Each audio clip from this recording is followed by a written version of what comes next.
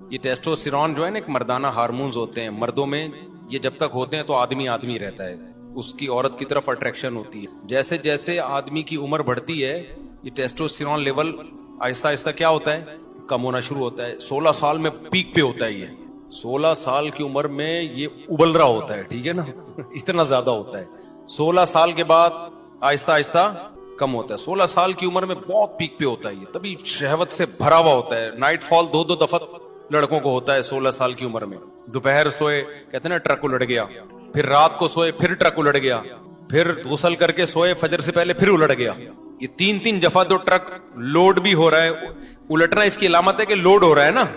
تو 30 سال میں نائٹ فال نہ ہونے کے برابر، جب 30 ایئرز انسان کی ایج ہوتی ہے نا تو وہ نہ ہونے کے برابر ہوتا ہے. اور 40 سال میں بہت کم ہو جاتا ہے، پھر تو بہت ہی نہ، یعنی میرڈ آدمی میں تو یوں کہو کہ ہوتا ہی نہیں ہے پھر اس کو، الا یہ کہ وہ سفر میں چلا جائے کہیں بہت دور.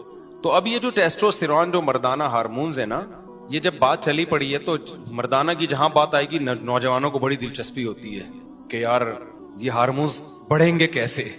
اب آپ کو نا اب دماغ میں یہ چیز آ رہی ہوگی یار مفتی صاحب یہ چھوڑو محرم کے بغیر جانا چاہیے نا محرم، اب یہ بتاؤ یہ ہارمونز بڑھیں گے کیسے. تو یہ بھی بتا دیتا ہوں، آپ ڈاکٹروں سے تحقیق کر لیں. یہ جو ہارمونز بڑھتے ہیں نا یہ کوئی ایسی میڈیسن نہیں ہے. آج کل لوگ مردانہ قوت کی دوائیں کھا رہے ہوتے ہیں، یہ کھا لو، یہ کشتا کھا لو، یہ پشتا کھا لو. او بھائی نارمل آپ کی صحت اچھی ہوگی تو آپ سب کچھ ٹھیک ٹھاک ہوگا. تو جب اوور آل صحت خراب ہوتی ہے تو آپ پورے خراب ہونا شروع ہو جاتے ہیں. تو اوور آل اپنی صحت کو اچھا رکھو. اس میں سب سے اہم چیز یہ ہے چینی چھوڑ دو، کوکنگ آئل بولو بھائی چھوڑ دو. یہ جو آپ کوکنگ آئل کھا رہے ہو، پکا پکا کی چیزیں، یہ کیا کرو چھوڑ دو. چینی کیا کرو، آپ طاقت بنانا چاہتے ہو کھا کے، کھانے سے نہیں بنے گی، کچھ چیزیں چھوڑنی پڑیں گی. جب کچھ چیزیں چھوڑو گے تو جو کھا رہے ہوگے وہ ٹھا کر کے باڈی کو لگیں گی. ہوتا یہ کہ ہم جو میٹھا زیادہ کھاتے ہیں نا پھوڑتے پھاڑتے رہتے ہیں. روٹی میں بھی کاربوہائیڈریٹ بہت زیادہ ہے، چاول میں بھی بہت زیادہ ہے. جب یہ دیکھو یہ جم میں جاتے ہیں، یہ میری بات کی تائید کریں گے. یہ ہمارے ایک زمانے میں انگلش کے ٹیچر تھے یہ، تو کچھ دن میں نے ان سے انگلش پڑھی ہے، یہ بھی میری بات کی تائید کریں گے. لیکن آپ ڈاکٹروں سے پوچھ لیں وہ تائید کریں گے. جب ہم شوگر والی چیزیں زیادہ کھاتے ہیں نا، جو فل کارب ڈائٹ ہے، چاول، روٹی اور اللہ بھلا کرے آلو میاں آپ زیادہ کھاؤ گے نا تو اس سے ہوتا یہ ہے کہ ہماری باڈی کا شوگر لیول بڑھتا ہے. پھر انسولین نکلتی ہے اس کو کنٹرول کرنے کے لیے. تو ہماری باڈی سارا دن شوگر ہی کے خلاف فائٹ کرتی رہتی ہے. جو باڈی کو اور بہت ساری چیزیں چاہیے نا، کچھ جذب کرے ہماری باڈی میں، آئرن جذب ہو، جو بہت سارے منرلز ہیں، وائٹامنز ہیں، وہ جگہ نہیں بنا پاتے اپنی. سمجھتے ہو؟ وہ جگہ نہیں بنا پاتے. دیکھو اس کی مثال ایسے ہے جیسے لوگ دودھ پیتے ہیں نا ناشتے کے بعد. اب آپ نے 2 پراٹھے کھا لیے. اب جب آپ 2 پراٹھے کھا کے دودھ پیو گے تو دودھ آپ کی باڈی کا حصہ بنے گا؟ وہ تو پراٹھوں سے بھر گئی ہے نا باڈی کو. تو وہ پراٹھے ایڈجسٹ ہونے میں ہی 6 گھنٹے لگا دے گی. وہ کیا خیال ہے پراٹھے ہضم ہونے میں؟ تو وہ باقی چیزیں تھوڑی اس کو موقع ملے گا. تبھی آپ نے دیکھا ہوگا اکثر حکیم لوگ دوا بتاتے ہیں جی صبح نہار منہ کھانی ہے. وہ کیوں بتاتے ہیں؟ صبح نہار منہ آپ کا معدہ خالی ہوتا ہے، وہ قوت جاذبہ اس میں ہوتی ہے، جذب کرنے کی طاقت اور صلاحیت ہوتی ہے. جو چیز ڈالیں گے وہ ٹھا کر کے جذب کرے گا. تبھی افطار میں ہم جو کھاتے ہیں جزو بدن بن جاتا ہے وہ، کیونکہ معدہ خالی ہوتا ہے اور باڈی میں شوگر نہیں ہوتی، ہماری شوگر کی کمی ہوتی ہے تو وہ باڈی مانگ رہی ہوتی ہے. تو جو ڈالیں گے نا باڈی کے اندر کھائیں گے وہ جزو بدن بنے گا. اب جب آپ نے روٹی چاول اپنی خوراک میں زیادہ بنایا ہوا ہے، زیادہ حصہ کھا رہے ہیں، تو شوگر کو ہضم کرنے میں ٹائم لگتا ہے. انسولین جو ہم ٹون ہو جاتے ہیں نا میٹھا کھا کے، آپ نے دیکھا ہوگا میٹھا کھا کے ہم ٹون ہوتے ہیں نا. وہ ٹون ہونے کی ایک وجہ یہ بھی ہے کہ ہماری باڈی کو ورک کرنا پڑتا ہے. تو باڈی کا سارا بوجھ جو ہے وہ شوگر کو کے لیول کو کنٹرول کرنے میں لگ رہا ہوتا ہے.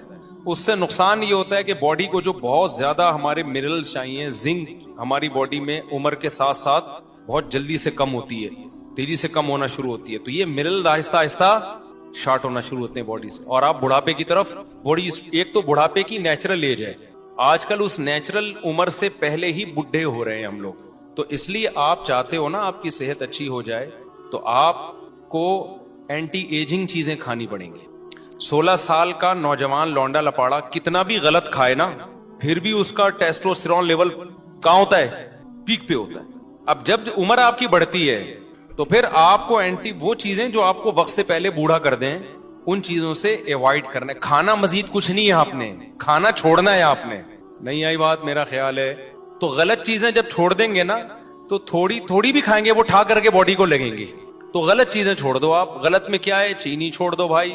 جتنے بھی کوکنگ آئل آ رہے ہیں ان کو گھر سے ہمیشہ کے لیے نکال دو. ان کی جگہ دیسی گھی لے آؤ.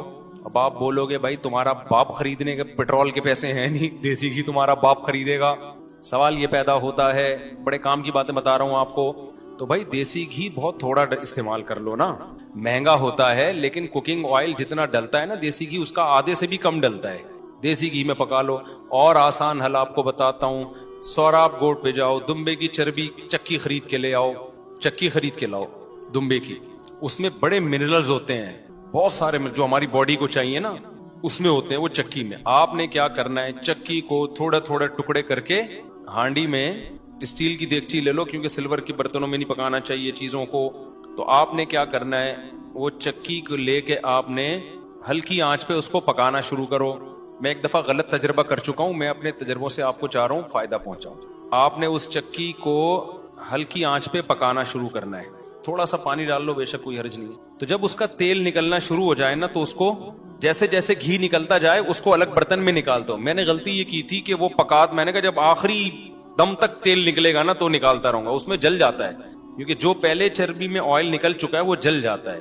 تو جیسے جیسے اس کو آئل نکلتا جائے اسے دوسرے برتن میں نکالتے جاؤ. پھر آخر میں جب آپ کو لگے گا نا یہ جلنے لگی ہیں بوٹیاں تو پھر چھوڑ دو اس کو. تو وہ جو تیل نکلے گا, وہ جو گھی نکلے گا, اسے اپنے وہ آپ کسی ٹھنڈا کر کے اس کو سیو کر لو. اور پھر میرے بھائی اپنی امی سے بولو, جو بچے ہیں جو شادی شدہ ہیں وہ اپنی بیگم سے بولیں اپنی ذمہ داری پہ کہ کھانا اسی میں پکے گا. یہ تھوڑا ڈلے گا, یہ زیادہ نہیں ڈلتا, تھوڑا ڈلے گا. پراٹھا کس میں پکے گا بول لو نا, اس میں مزہ نہ آئے پیسے واپس. اس سے آپ کا جو ٹیسٹوسٹیرون لیول ہے وہ ابلنا شروع ہو جائے گا. سمجھ رہے ہو؟ امی کو نہیں سمجھاؤ, امی کو کیا پتا ٹیسٹوسٹیرون کیا ہوتا ہے. ٹھیک ہے, کیا کہہ رہے ہیں, کیا کریں اب امی کو نہیں, پھر اپنے خود کرو نا. میں بھی گھر والوں کو سمجھاتا ہوں, نہیں سمجھ میں آتا نا گھر والوں کے. تو میں نے اپنے لیے ایک الگ فریج لے لیا چھوٹا سا, دمبے کی چربی لا کے اس میں رکھ دی. بقرعید میں لا کے رکھی تھی, اب تک توفیق نہیں ہوئی, اس کا ٹائم ہی نہیں مل رہا. تو ہم بھی باتیں ہی کر رہے ہیں, کام بھی وہی پراٹھے رہے ہیں ہوٹل کے. باتیں تو اچھی کرنی چاہیے نا انسان کو. لیکن میں آپ کو صحیح بات بتا دوں, چند دن آپ خوراک پہ کنٹرول کر لو, زندگی بن جائے گی. مزہ نہ آئے پیسے واپس. ایسی زندگی اچھی ہو جائے گی نا, صحت خاندانی ہو جائے گی.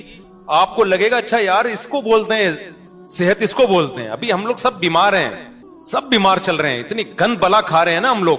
چند دن خوراک پہ کنٹرول کر لو. تو آپ نے کیا کر, دوبارہ سے یار ہم اس کو تو کنٹینیو چلنے دو نا. اچھا میں نے یہ کیا تھا, ہم نے اس دفعہ اونٹ قربان کیا نا, اس میں بہت تھوڑی چربی نکلی. تو میں نے اونٹ کی چربی کا گھی نکالا. میں نے ولاگ نہیں بنایا اس کا, لیکن بنانا چاہیے تھا. تو اب سوچ رہا ہوں دمبے کی چربی کا بناؤں, اس سے لوگوں کو بڑی وہ ملتی ہے نا, بڑی چربی ملے چربی دیکھ کے طاقت آ جاتی ہے ان میں. تو اونٹ کی چربی کا میں نے بنایا تھا, اس کو کاٹ کے نا چربی کو اسی طرح پکا کے. اونٹ میں چربی بہت تھوڑی ہوتی ہے, تو 2 بوتلیں اتنی بڑی بڑی گھی نکل آیا تھا اس. تو میں جس ہوٹل سے پراٹھے منگواتا ہوں نا, مجھے ہوٹلوں کے پراٹھے پسند ہیں, تو اس ہوٹل والے کو میں نے وہ گھی رکھوا دیا اس کے پاس کہ اس چربی میں گھی پراٹھا بنا کے دو. تو وہ میں نے پورا ختم کر دیا الحمدللہ. اونٹ کی چربی تو بہت مفید ہے صحت کے لیے. تو یہ جو کوکنگ آئل ہے نا, اس سے آپ اپنی جان چھڑائیں, ورنہ یہ آپ کی جان لے لے گا. جب بیمار ہو گئے نا, اتنے یار ایسے بچوں کے کڈنی فیل, شوگر اتنے چھوٹے چھوٹے بچوں کو ہو رہی ہے. 25 سال کا جوان آدمی ہارٹ اٹیک, 30 سال کا جوان آدمی ہارٹ اٹیک, 35 سال کا پٹھان پشاور کا جس کا میں نے وہ ولاگ بنایا تھا. اتنے صحت مند لوگ بھی کیا ہو رہے ہیں, 35 سال میں ہارٹ پیشنٹ بنے ہوئے ہیں.